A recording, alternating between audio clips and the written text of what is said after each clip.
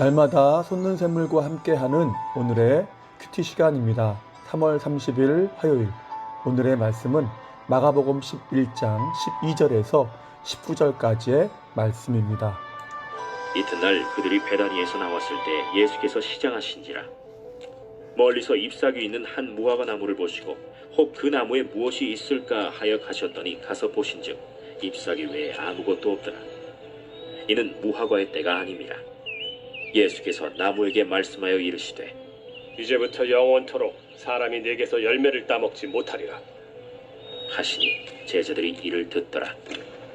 그들이 예루살렘에 들어가니라.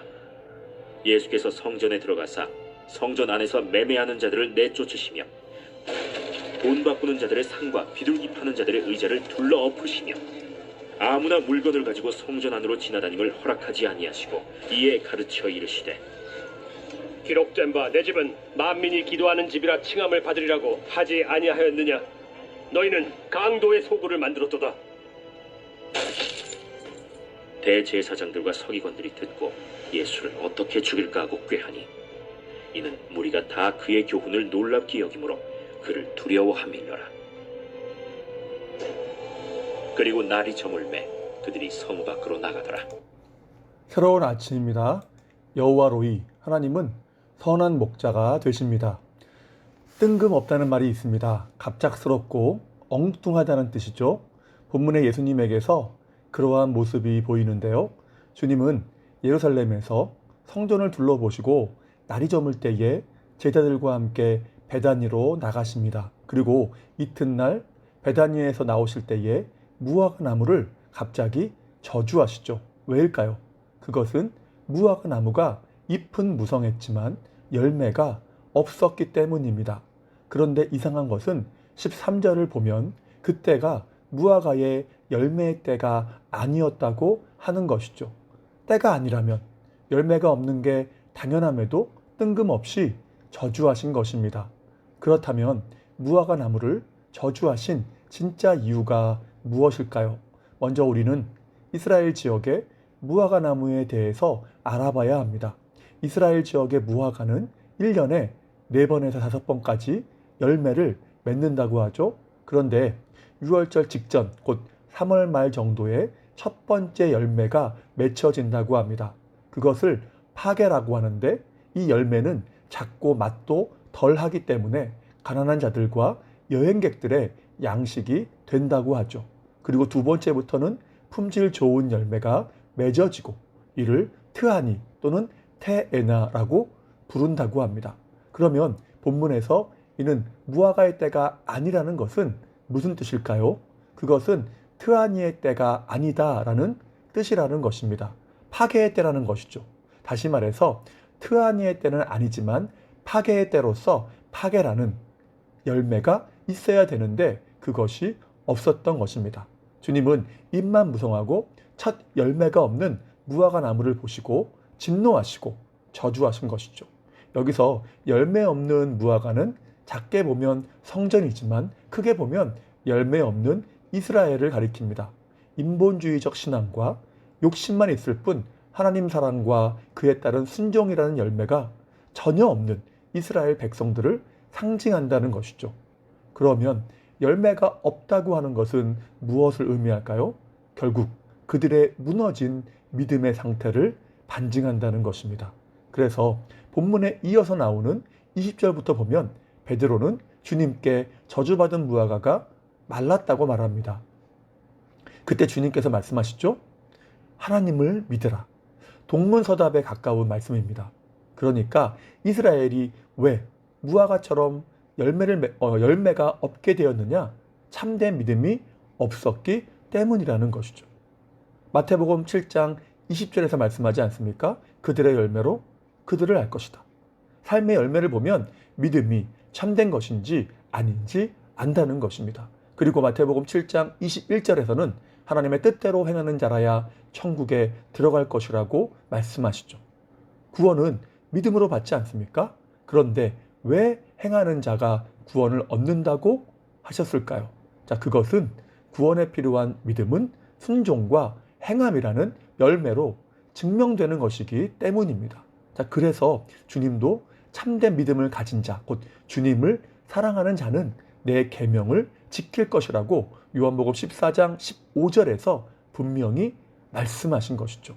자, 그렇다면 이들에게 예루살렘 성전처럼 겉은 화려했지만 진짜 필요한 열매가 사라진 이유가 무엇일까요? 본문 15절부터 보면 주님은 예루살렘 성전에 가셔서 성전을 깨끗하게 하십니다. 분명히 성전은 예배하는 곳이고 기도하는 곳인데 종교 지도자들과 백성들이 시장과 장사터로 삼은 것입니다. 하나님을 섬겨야 할 자리에서 자기의 기득권과 야망과 욕심을 챙기고 있었던 것이죠. 인간의 죄악된 본성은 이기심을 따라 움직인다고 하는데 그 이기심을 따라서 자기를 섬기는 우상숭배에 빠졌던 것입니다. 성전 본연의 기능을 완전히 상실한 것이죠. 그렇다면 거기에 하나님이 계실까요?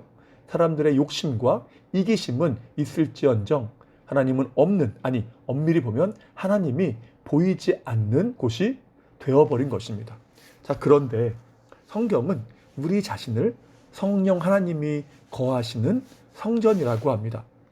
고린도전서 6장 19절이죠. 너희 몸은 너희가 하나님께로부터 받은 바 너희 가운데 계신 성령의 전인 줄을 알지 못하느냐. 우리 역시 성전이라는 것입니다. 성전은 어떠해야 합니까? 예배와 기도가 있어야 하죠.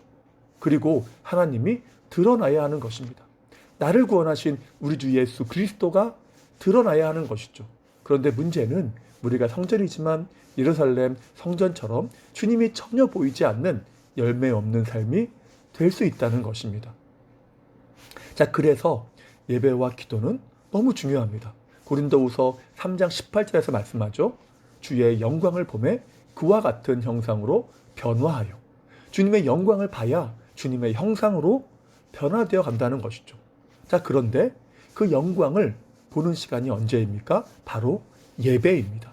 예배를 통해서 주님의 영광을 보고 은혜를 받고 성화되어 가는 것이죠. 그런데 예배가 무너진다면 삶 또한 무너질 수밖에 없다는 것입니다. 또한 이사야서 56장 7절에서 말씀하죠. 내 집은 만민이 기도하는 집이 될 것이다. 자, 그러니까 성도들이 모인 교회 공동체와 성령의 전인, 성도 개개인의 삶에 기도가 있어야 한다는 것이죠. 그럴 때에 생활 속의 열매를 통해서 주님이 드러나게 된다는 것입니다. 이러한 예배와 기도라는 본질의 무너짐이 삶의 열매의 상실로 이어진다고 하는 것은 이스라엘의 역사가 증명하지 않습니까? 이스라엘이 왜 우상숭배에 빠지고 하나님이 없는 삶이 되었습니까? 예배와 기도가 무너졌기 때문입니다. 그래서 열왕기상 18장 30절에 보면 엘리야가 바알의 선지자들과 대결할 때에 한 것이 무엇입니까? 무너진 예배와 제단, 그리고 기도의 제단을 다시 쌓은 것입니다. 기도와 예배의 변질과 상실이 한없이 우상숭배와 불순종 타락으로 이어짐을 잘 보여주죠. 그리고 본문의 무화과처럼 심판을 받는 자리까지 간 것입니다. 우리는 지금 고난주간을 지내고 있습니다. C.S. 루이스는 이렇게 말하죠. 기독교는 역사적 인물에서 시작됩니다. 주 예수 그리스도 그분이 기독교의 출발점입니다. 그렇습니다. 주님은 역사의 시간 속에 들어오셨습니다. 그 주님이 십자가를 통해서 하신 일이 무엇일까요? 그 보혈의 은혜로 우리로 성령이 거하시는 성전이 되도록 하신 것입니다. 중생과 칭의를 말하는 것이죠. 결국 주님의 십자가의 은혜를 적용하시는 분은 성령님이시지만 우리로 성령이 거하시는 성전이 되게 하는 원동력은 오직 십자가의 은혜라는 것입니다. 때문에 우리의 영육이 늘 성령의 전으로서 관리되고 거룩해져 가야 합니다. 이것이 성전을 정화하시고 그리고 십자가를 지신 주님께서 주시는 메시지라는 것이죠. 고린도후서 6장 1절을 보면 하나님의 은혜를 헛되이 받지 말라고 합니다. 주님이 그 고난을 통해 성령이 거하시는 성전으로 우리를 삼아주셨는데 우리의 내면이 본문의 예루살렘 성전처럼 인본주의적인 욕심과 야망과 즐거움으로만 가득하다면 그것이야말로 하나님의 은혜를 헛되이 받는 것입니다.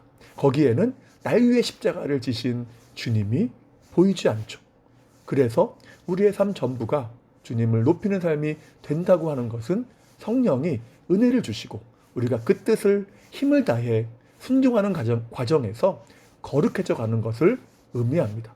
자, 그러므로 기도와 예배의 훈련을 통해서 성결해져 가고 순종의 삶을 통해 성화되어 가므로 우리 주 예수 그리스도를 드러낼 수 있는 열매가 있는 복된 삶 되시기를 주님의 이름으로 축복합니다. 기도하겠습니다. 우리를 위해 아들을 십자가에서 죽게 하시기까지 우리를 사랑하신 주 하나님 감사합니다.